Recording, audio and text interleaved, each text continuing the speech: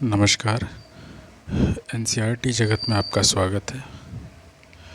हम इतिहास की पाठ्यपुस्तक हमारे अतीत भाग 1 का अध्याय 11 देखने जा रहे हैं। पाठ का नाम है नए साम्राज्य और राज्य। अरविंद राजा बना। अरविंद अपने स्कूल में खेले जाने वाले नाटक में राजा की भूमिका अदा करने के लिए चुना गया। उसने सोचा था कि वह शाही वेशभूषा में मूंछों पर ताव देते हुए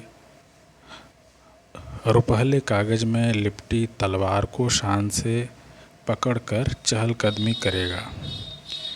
जरा सोचो उसे कितनी हैरानी हुई जब उसे बताया गया कि उसे बैठकर वीणा भी बजानी होगी, कविता पाठ भी करना होगा। एक संगीतज्ञ राजा कौन हो सकता है वह? अरविंद सोचने लगा। तो अरविंद राजा बना। संभवतः उसका एक दांत टूटा भी हुआ है, जैसा कि चित्र में दिख रहा है। खैर, राजा होने का केवल यह अर्थ नहीं था कि वह केवल तलवार को शान से पकड़ करके और चहलकदमी करेगा। युद्ध लड़ना ही केवल राजा का कार्य नहीं था। राजा का कार्य था प्रजा की देखभाल करना। इसके अतिरिक्त वह उसके अपने शौक भी हो सकते हैं, जैसे वीणा बजाना, कविता पाठ करना। तो ऐसे ही एक राजा की कहानी इस पाठ में देखने को मिलेगी। उनका नाम है समुद्रगुप्त। क्या बताती हैं प्रशस्तियाँ? दरअसल अरविंद गुप्त वंश के प्रसिद्ध राजा समुद्रगुप्त की भूमिका अदा करने जा रहा था। समुद्रगुप्त के बारे में हमें एक लंबे अभिलेख से पता चलता है। वास्तव में यह उसके दरबारी कवि हरिशेन द्वारा संस्कृत में लिखी एक कविता है। इसे करीब 1700 साल पहले लिखा गया। इलाहाबाद में अशोक स्तंभ पर इसकी खुदाई की गई थी। यह एक विशेष किस्म का अभिलेख है जिसे प्रशस्ति कहते हैं। यह एक संस्कृत शब्द है जिसका अर्थ प्रशंसा होता है। प्रशस्तियाँ लिखने का प्रचलन पहले भी था, जैसे तुमने अध्याय 10 में गौतमी पुत्र श्री सातकर्णी की प्रशस्ति के बारे में पढ़ा, परंतु गुप्त काल में इनका महत्व और बढ़ गया। समुद्रगुप्त की प्रशस्ति। आओ देखें समुद्रगुप्त की प्रशस्ति हमें क्या बताती है। कवि ने इसमें राजा की एक योद्धा, युद्धों को जीतने वाले राजा, विद्वान तथा एक उत्कृष्ट कवि के रूप में भरपूर प्रशंसा की है। यहाँ तक कि उसे ईश्वर के बराबर बताया गया है। प्रशस्ति में लंबे लंबे वाक्य दिए गए हैं, जहाँ यहाँ वैसे ही एक वाक्य का अंश दिया गया है। योद्धा समुद्रगुप्त, जिनका शरीर युद्ध मैदान में कुठारों, कुल्हाड़ियों, तीरों, भालों, बर्छों, तलवारों, लोहे की गदाओं, नुकीले तीरों तथा अन्य सैकड़ों हथियारों से लगे घावों के दाग से भरे होने के कारण अत्यंत सुंदर दिखता है, वह योद्धा समुद्रगुप्त है और यह उनकी एक प्रशस्ति है। यह वर्णन तुम्हें उस राजा के बारे में क्या बताता है? राजा किस प्रकार युद्ध लड़ते थे? निश्चित रूप से यह राजा का यह वर्णन बताता है कि वह युद्ध में बहुत ही वीरता के साथ लड़ते थे और उसमें उनके शरीर पर बहुत से घाव भी हुए हैं। यानी कि योद्धा वह है जिसके शरीर पर बहुत से घाव मिले। कुठार, कुल्हाड़ियाँ, तीर, भाले, बर्छे, तलवार, लोहे की गदा, नुकीले तीर, सैकड़ों हथियारों के घाव लगे हैं। और इससे ऐसा नहीं है कि उनके शरीर को विकृत कहा जाए या असुंदर कहा जाए, बल्कि यहाँ पर लिखा हुआ है कि उनका इन दाग से भरे होने के कारण अत्यंत सुंदर दिखता है उनका शरीर। तो यह एक योद्धा की पहचान है।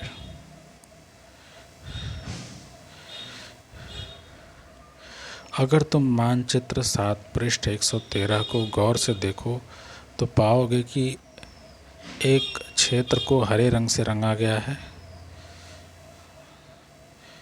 पृष्ठ 113 पर, हाँ, यह है पृष्ठ 113, मानचित्र 7, प्रमुख नगर तथा राज्य। हाँ, यहाँ एक क्षेत्र है जो हरे रंग से रंगा गया है, कुछ गुलाबी रंग से और कुछ हल्के बैंगनी रंग से या इंडिगो रंग से रंगा गया है। तो कन्नौज, प्रयाग, पाटलिपुत्र, मथुरा, नालंदा ये हरे रंग के क्षेत्र में है। उसके पश्चात यह एक गुलाबी क्षेत्र है, उसके पश्चात हल्का नीला क्षेत्र है। तो यह एक आंतरिक राज्य, एक है बाहरी राज्य, और हरा रंग जो है वो आर्यावर्त है। हरा रंग जो है यह आर्यावर्त है, उसके पश्चात ये आंतरिक राज्य है, उसके बाद बाहरी राज्य है। नगर और गुप्त वंश द्वारा जीते गए नगर, यानी कि ब्लैक डॉट्स कुछ नगर हैं महत्वपूर्ण, जैसे वल्लभी, भरूच, उज्जैन, अजंता, ऐहोल, चालुक्य, पल्लव, कांचीपुरम, चोल, मदुरै। और गुप्त वंश द्वारा जीते गए कुछ नगर जो कि रेड डॉट्स के द्वारा दर्शाए गए हैं। और यह जो क्षेत्र है यह बंदरगाह प्रतीत होते हैं, मतलब कि ऐसे क्षेत्र जहाँ जहाज़ों का आवागमन हो सके।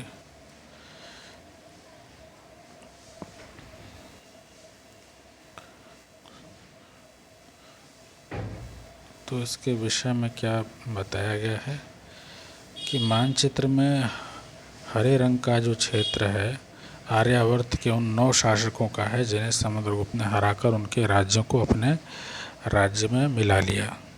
इसके बाद दक्षिणापथ के 12 शासक आते हैं। दक्षिणापथ के 12 शासक आते हैं। इनमें से कुछ की राजधानियों को दिखाने के लिए मानचित्र पर लाल बिंदु दिए गए हैं। इन सब ने हार जाने पर समुद्रगुप्त के सामने समर्पण किया था। समुद्रगुप्त ने उन्हें फिर से शासन करने की अनुमति दे दी। पड़ोसी देशों का आंतरिक घेरा बैंगनी रंग से रंगा गया है। इसमें असम, तटीय बंगाल, नेपाल और उत्तर पश्चिम के कई गण या संघ आते थे। ये समुद्रगुप्त के लिए उपहार लाते थे, उनकी आज्ञाओं का पालन करते थे तथा उनके दरबार में उपस्थित हुआ करते थे। यानी बैंगनी रंग का जो क्षेत्र था। बाह्य इलाके के शासक जिन्हें नीले रंग से रंगा गया है संभवतः कुषाण तथा शक वंश के थे। इसमें श्रीलंका के शासक भी थे। इन्होंने समुद्रगुप्त की अधीनता स्वीकार की और अपनी पुत्रियों का विवाह उससे किया।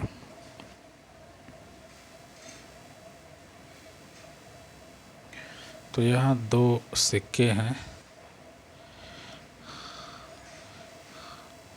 वीणा बजाने वाला राजा समुद्रगुप्त के कुछ अन्य गुणों को सिक्कों पर दर्शाया गया है। जैसे एक सिक्के में उन्हें वीणा बजाते हुए दिखाया गया है। एक सिक्के में वे वीणा बजा रहे हैं।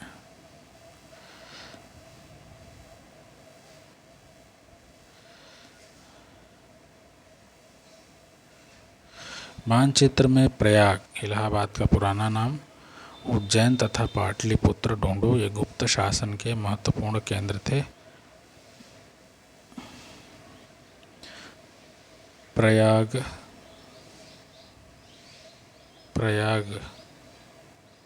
पाटलिपुत्र, नालंदा, उज्जैन, उज्जैन यहाँ पर है, नालंदा यहाँ पर है। आर्यावर्त तथा दक्षिणापथ के राज्यों के साथ समुद्रगुप्त के व्यवहार में क्या अंतर था?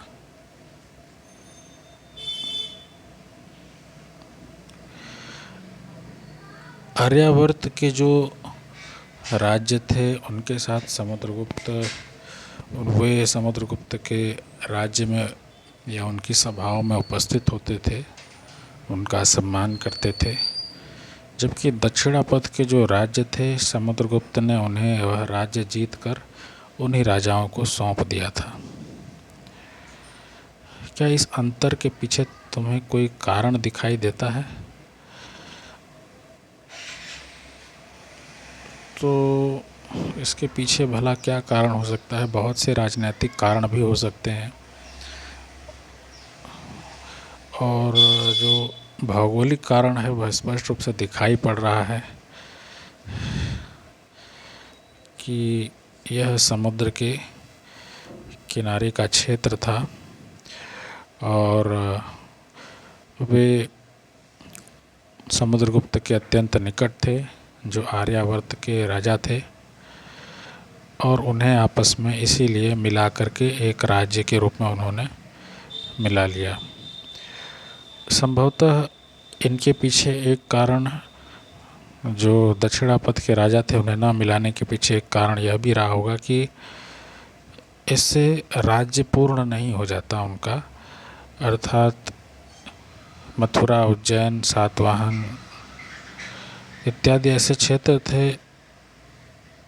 मथुरा भी इसमें आता था आर्यावर्त में, लेकिन बाकी जो अन्य क्षेत्र थे वह मुक्त थे, तो यह भी एक कारण हो सकता है। आगे का भाग हम देखते हैं। वंशावलियाँ। अधिकांश प्रशस्तियाँ शासकों के पूर्वजों के बारे में भी बताती हैं। यह प्रशस्ति भी समुद्रगुप्त के प्रपितामह, पितामह यानी कि परदादा, दादा, पिता और माता के बारे में बताती है। उनकी माँ कुमार देवी लिच्छवी गढ़ की थीं और पिता चंद्रगुप्त गुप्त वंश के पहले शासक थे, जिन्होंने महाराजाधिराज जैसी बड़ी उपाधि धारण की। समुद्रगुप्त ने भी यह उपाधि धारण की। उनके दादा और परदादा का महाराजा के रूप में ही उल्लेख है। इससे यह आभास मिलता है कि धीरे धीरे इस वंश का महत्व बढ़ता गया। इन उपाधियों का महत्व के हिसाब से सजाओ: राजा, महाराजा, अधिराज, महाराजा। समुद्रगुप्त के बारे में हमें उनके बाद के शासकों जैसे उनके बेटे चंद्रगुप्त द्वितीय की वंशावली से भी जानकारी मिलती है। उनके बारे में अभिलेखों तथा सिक्कों से पता चलता है। उन्होंने पश्चिम भारत में सैन्य अभियान में अंतिम शासक को परास्त किया है। बाद में ऐसा विश्वास किया जाने लगा कि उनका दरबार विद्वानों से भरा था। कवि कालिदास, खगोल शास्त्री, आर्यभट्ट उनके दरबार में थे। इनके विषय में जानकारी अध्याय 12 में मिलेगी।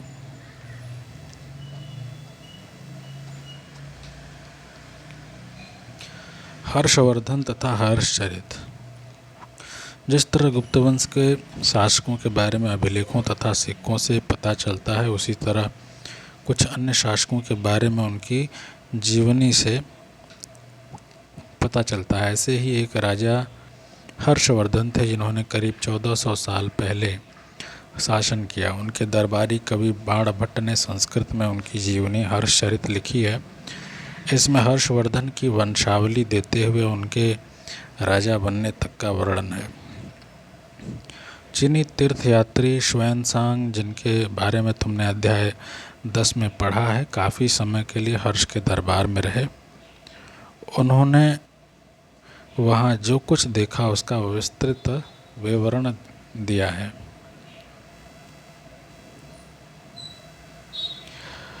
हर्ष अपने पिता के सबसे बड़े बेटे नहीं थे, पर अपने पिता और बड़े भाई की मृत्यु हो जाने पर थानेसर के राजा बने। उनके बहनोई कन्नौज के शासक थे। जब बंगाल के शासक ने उन्हें मार डाला तो हर्ष ने कन्नौज को अपने अधीन कर लिया और बंगाल पर आक्रमण कर दिया।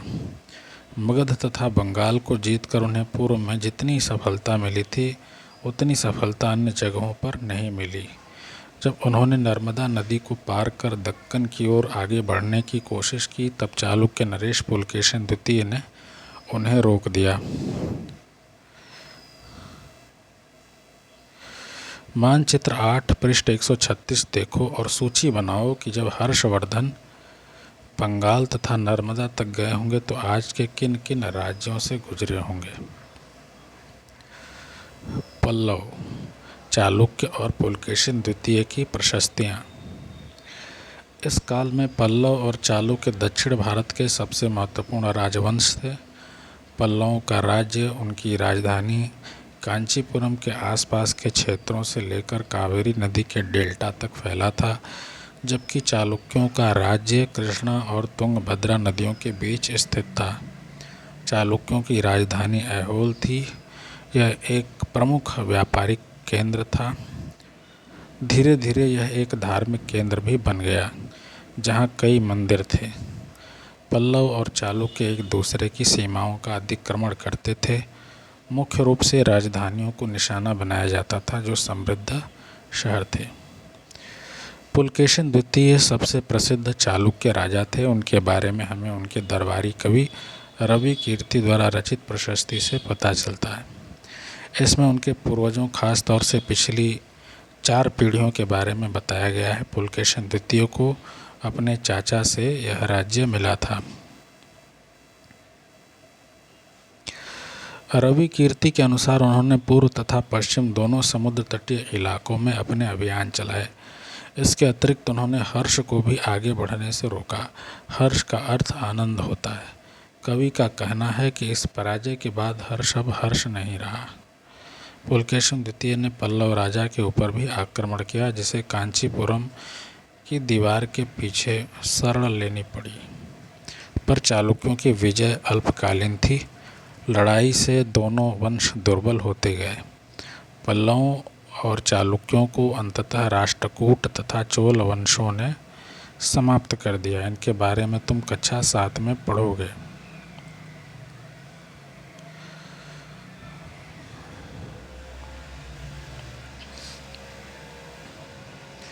नए राज्यों का प्रशासन कैसे चलता था। पहले के राजाओं की तरह इन राजाओं के लिए भूमि कर सबसे महत्वपूर्ण बना रहा। प्रशासन की प्राथमिक इकाई गांव होते थे, लेकिन धीरे धीरे कई नए बदलाव आए।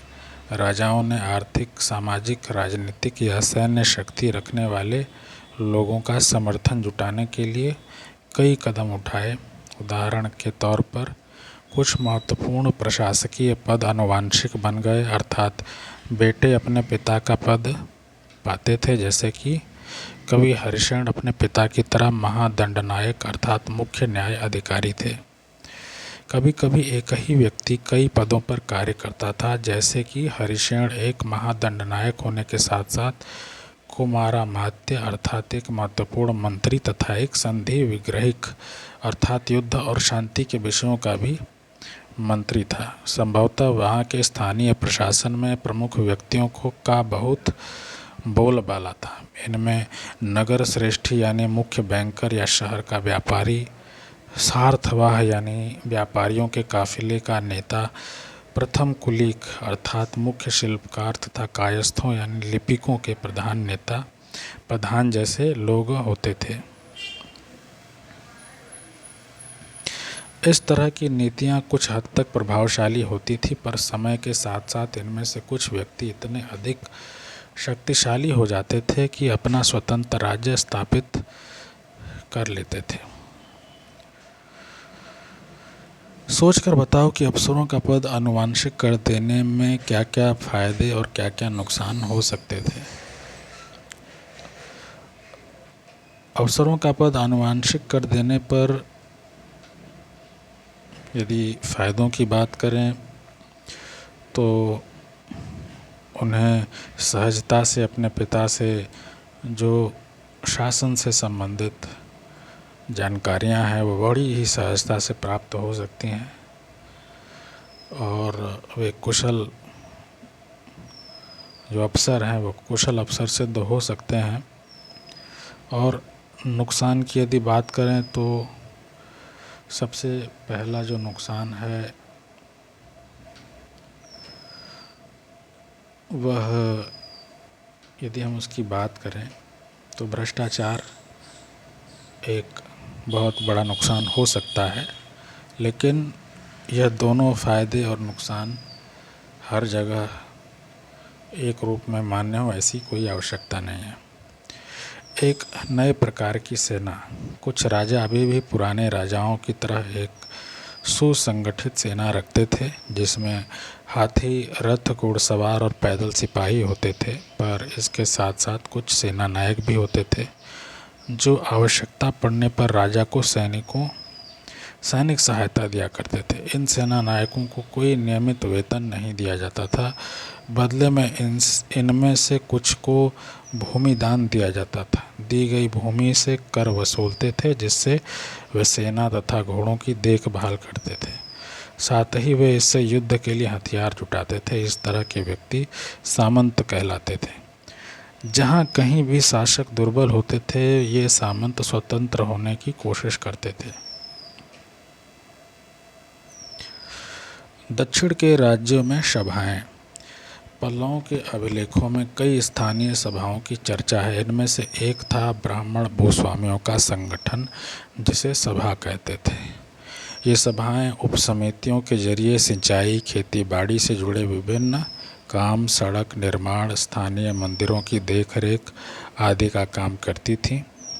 जिन इलाकों के भूस्वामी ब्राह्मण नहीं थे, वहाँ उर नामक ग्राम सभा के होने की बात कही गई है। नगरम व्यापारियों के एक संगठन का नाम था। संभवतः इन सभाओं पर धनी तथा शक्तिशाली भूस्वामियों और व्यापारियों का नियंत्रण था। इनमें से बहुत सी स्थानीय सभाएं शताब्दियों तक काम करती रहीं। उस जमाने में आम लोग, जनसाधारण के जीवन की थोड़ी बहुत झलक हमें नाटकों तथा कुछ अन्य स्रोतों से मिलती है। चलो इसके कुछ उदाहरण देखते हैं। कालिदास अपने नाटकों में राज दरबार के जीवन के चित्रण के लिए प्रसिद्ध हैं।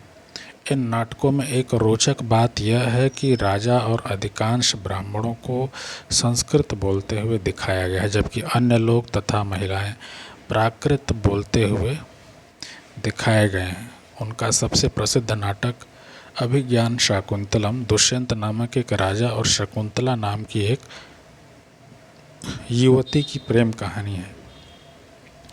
इस नाटक में एक गरीब मछुआरे के साथ राज कर्मचारियों के दुर्व्यवहार की बात कही गई है। एक मछुआरे को एक अंगूठी मिली। एक मछुआरे को एक कीमती अंगूठी मिली। यह अंगूठी राजा ने शकुंतला को भेंट दी थी, पर दुर्घटनावश उसे एक मछली निगल गई। जब मछुआरा इस अंगूठी को लेकर राजमहल पहुंचा तो द्वारपाल ने उस पर चोरी का आरोप लगाया और मुख्य पुलिस अधिकारी भी बहुत बुरी तरह से पेश आया। राजा उस अंगूठी को देखकर बहुत खुश हुए। उन्होंने मछुआरे को इनाम दिया। पुलिस वाला और द्वारपाल मछुआरों से इनाम का कुछ हिस्सा हड़पने के लिए उसके साथ शराब खाने चल पड़े।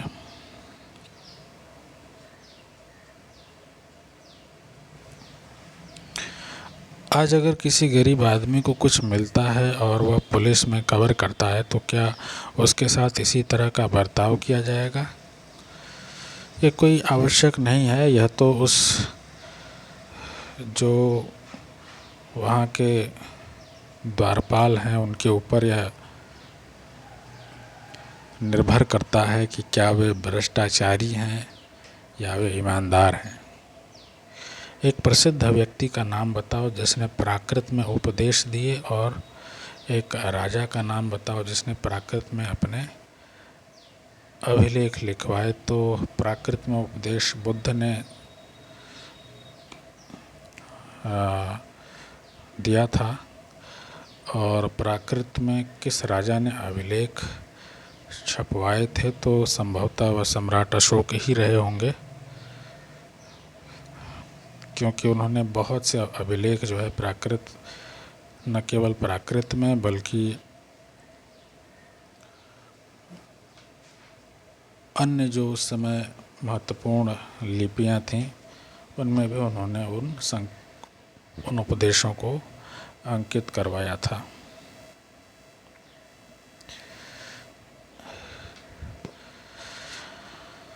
चीनी तीर्थयात्री फाशियन का ध्यान उन लोगों की दुर्गति पर भी गया जिन्हें ऊंचे और शक्तिशाली लोग अछूत मानते थे। इन्हें शहरों के बाहर रहना पड़ता था। वे लिखते हैं, अगर इन लोगों को शहर या बाहर बाजार के भीतर आना होता था तो सभी को आगाह करने के लिए ये लकड़ी के एक टुकड़े पर चोट करते रहते थे। यह आवाज़ सुनकर लोग सतर्क होकर अपने को छू जाने से या किसी भी प्रकार के संपर्क से बचाते थे। एक जगह बाणभट्ट द्वारा अभियान पर निकली राजा की सेना का बड़ा सजीव चित्रण किया गया है।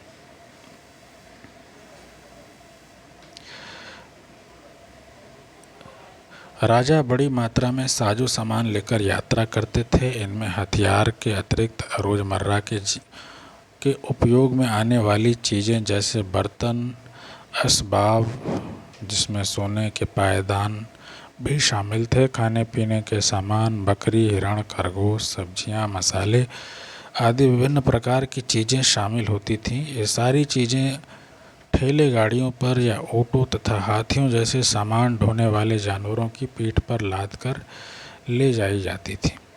इस विशाल सेना के साथ साथ संगीतज्ञ नगाड़े, बिगुल तथा तुरही बजाते हुए चलते रहते थे। रास्ते में पड़ने वाले गांव वालों को उनका सत्कार करना पड़ता था। वे दही, गुड़ तथा फूलों का उपहार लाते थे तथा जानवरों को चारा भी देते थे।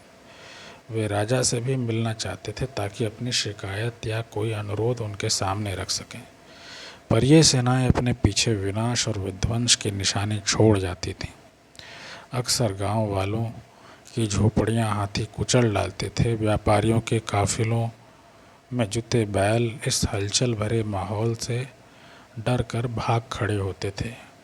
बाणभट्ट लिखते हैं, पूरी दुनिया धूल के गर्त में डूब जाती थी।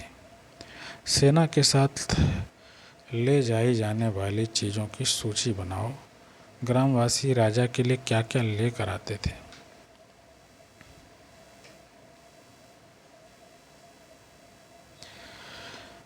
अन्यत्र पृष्ठ 84-85 में अरब ढूंढो।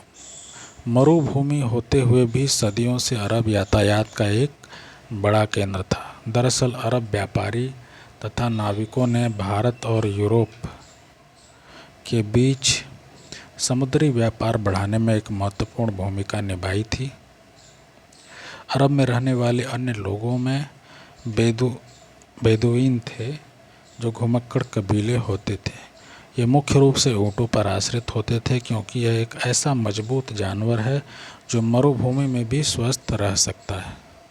लगभग 1400 साल पहले पैगंबर मोहम्मद ने अरब में इस्लाम नामक एक नए धर्म की शुरुआत की। ईसाई धर्म की तरह इस्लाम ने भी अल्लाह को सर्वोपरि माना है। उनके बाद सभी को समान माना गया है। यहाँ इस्लाम धर्म के पवित्र ग्रंथ कुरान का एक अंश दिया गया है। मुसलमान स्त्रियों और पुरुषों के लिए, विश्वास रखने वाले स्त्रियों और पुरुषों के लिए, भक्त स्त्रियों और पुरुषों के लिए, सच्चे स्त्रियों और पुरुषों के लिए, धैर्यवान और स्थिर मन के स्त्रियों और पुरुषों के लिए, दान देने वाले स्त्रियों और पुरुषों के लिए, उपवास रखने वाले स्त्रियों और पुरुषों के लिए, अपनी पवित्रता बनाए रखने वाले स्त्रियों और पुरुषों के लिए, अल्लाह को हमेशा याद करने वाले स्त्रियों और पुरुषों के लिए अल्लाह ने इन सब के लिए ही क्षमा और पुरस्कार रखा है। अगले 100 सालों के दौरान इस्लाम उत्तरी अफ्रीका, स्पेन, ईरान और भारत में फैल गया। अरब नाविक जो इस उपमहाद्वीप की तटीय बस्तियों से पहले से ही परिचित थे, अब अपने साथ इस नए धर्म को भी ले आए। अरब के सिपाहियों ने करीब 1300 साल पहले सिंध यानी आज के पाकिस्तान को जीत लिया था।